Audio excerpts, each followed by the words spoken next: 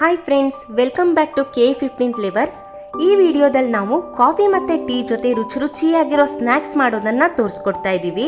ನಮಗೇನಾದರೂ ಕರ್ಕೂರು ಅಂತ ತಿನ್ನಬೇಕು ಅನಿಸಿದರೆ ತುಂಬ ಬೇಗನೆ ಇದನ್ನು ರೆಡಿ ಮಾಡ್ಕೊಳ್ಬೋದು. ವಿಡಿಯೋನ ಕಂಪ್ಲೀಟಾಗಿ ನೋಡಿ, ಸ್ವಲ್ಪನೂ ಮೆತ್ತಗಾಗದೇ ಇರೋ ಹಾಗೆ ಯಾವ ರೀತಿ ಮಾಡ್ಕೊಳ್ಬೋದು ಅಂತ ಡೀಟೇಲಾಗಿ ತೋರಿಸಿದ್ದೀವಿ. ಒಂದು ಪಾತ್ರೆಗೆ 1/4 ಕಪ್ ಚಿರೋಟಿ ರವೆ, 1/4 ಕಪ್ ಮೈದಾ, 1 ಕಪ್ ಗೋಧಿ ಹಿಟ್ಟು, 1 ಟೀ ಸ್ಪೂನ್ ಸೋಂಪು, 1/4 ಟೀ ಸ್ಪೂನ್ ಓಂಕಾಳು, 3/4 ಟೀ ಸ್ಪೂನ್ ಉಪ್ಪು, 1/4 ಟೀ ಸ್ಪೂನ್ ಅರಿಶಿನ ಪುಡಿ, 1 tea spoon mixed herbs, 3/4 tea spoon ಖಾರದ ಪುಡಿ, 2 ಟೀ ಸ್ಪೂನ್ ಚಿಕ್ಕದಾಗಿ ಹೆಚ್ಚಿರೋ ಕರಿಬೇವು ಹಾಕಿ ಮಿಕ್ಸ್ ಮಾಡ್ತಾ ಇದ್ದೀನಿ. ಇದಕ್ಕೆ ನಾವು ಬಿಸಿಯಾಗಿರೋ ಎಣ್ಣೆ ಅಥವಾ ತುಪ್ಪ ಹಾಕ್ಕೊಂಡ್ರೆ ಕ್ರಿಸ್ಪಿಯಾಗಿ ಬರುತ್ತೆ. ನಾನಿಲ್ಲಿ 2 ಟೀ ಸ್ಪೂನ್ ತುಪ್ಪನ ಬಿಸಿ ಮಾಡಿ ಹಾಕಿ ಮಿಕ್ಸ್ ಮಾಡ್ಕೊಳ್ತಾ ಇದ್ದೀನಿ. ನೀಟಾಗಿ ತುಪ್ಪ ಎಲ್ಲ ಕಡೆ ಮಿಕ್ಸ್ ಆಗೋ ಹಾಗೆ ಕಲಿಸ್ಕೋಬೇಕು. ನಂತರ 2 ಟೇಬಲ್ ಸ್ಪೂನ್ ನೀರು ಸೇರಿಸ್ತಾ ಇದನ್ನ ಚಪಾತಿ ಹಿಟ್ಟಿನ ಹದಕ್ಕೆ ಕಲಿಸ್ಕೋಬೇಕು. ಒಂದೇ ಸಲಕ್ಕೆ ನೀರನ್ನು ಹಾಕೊಳ್ಬೇಡಿ, ಹಿಟ್ಟಿನ ಹದ ಕೆಟ್ಟೋಗ್ಬಿಡತ್ತೆ.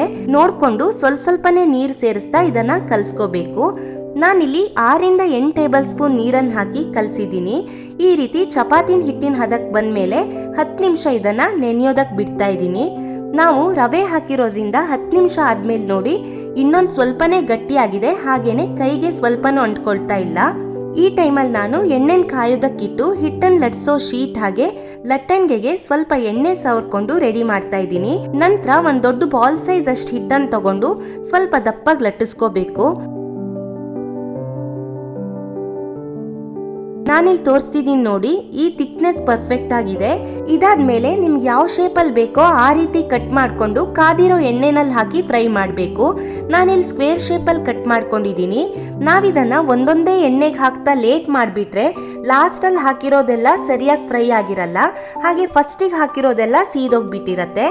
ಹಾಗಾಗಿ ಈ ರೀತಿ ಒಂದು ಸೌಟಲ್ಲಿ ಕಟ್ ಮಾಡಿರೋದನ್ನೆಲ್ಲ ಇಟ್ಟು ಮೀಡಿಯಮ್ ಆಗಿ ಬಿಸಿಯಾಗಿರೋ ಎಣ್ಣೆಗೆ ಡೈರೆಕ್ಟಾಗಿ ಸೌಟನ್ನು ಇಟ್ಟು 5 ರಿಂದ 10 ಸೆಕೆಂಡ್ಸ್ ಆದಮೇಲೆ ಸೌಟಿಂದ ಎಣ್ಣೆಗೆ ಹಾಕ್ಕೊಳ್ಬೋದು.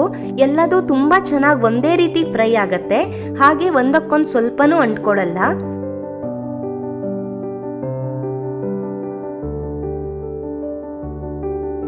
ಹೀಗೆ 30 ಸೆಕೆಂಡ್ಸಿಗೆ ಒಂದ್ಸಲ ಇದನ್ನು ತಿರ್ಗಿಸಿ ಹಾಕ್ಕೊಳ್ಳಿ. ಗೋಲ್ಡನ್ ಕಲರ್ ಬರೋ ತನಕ ಲೋ ಟು ಮೀಡಿಯಂ ಹಾಟ್ ಎಣ್ಣೆನಲ್ಲೇನೆ ಇದನ್ನು ಫ್ರೈ ಮಾಡಬೇಕು. ಇದು ಇವಾಗ ಆಗ್ತಾ ಬಂದಿದೆ, ಹಾಗಾಗಿ ನೋಡಿ ಸೈಡಲ್ಲಿ ನೊರೆ ಎಲ್ಲ ಕಡಿಮೆ ಆಗಿದೆ.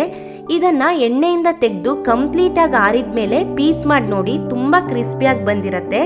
ನೀವು ಇದನ್ನ 15 ರಿಂದ 20 ದಿನದ ತನಕನೂ ಏರ್ ಟೈಟ್ ಬಾಕ್ಸಲ್ಲಿ ಹಾಕಿಟ್ಕೊಂಡ್ರೆ ಕೊನೆ ತನಕನೂ ಕ್ರಿಸ್ಪಿಯಾಗೇ ಇರುತ್ತೆ. ನೋಡಿದ್ರಲ್ಲ, ನಾವು ಮನೆಯಲ್ಲೇನೆ ಎಷ್ಟು ಚೆನ್ನಾಗಿರೋ ಸ್ನ್ಯಾಕ್ಸ್ನ ರೆಡಿ ಮಾಡ್ಕೊಳ್ಬೋದು ಅಂತ.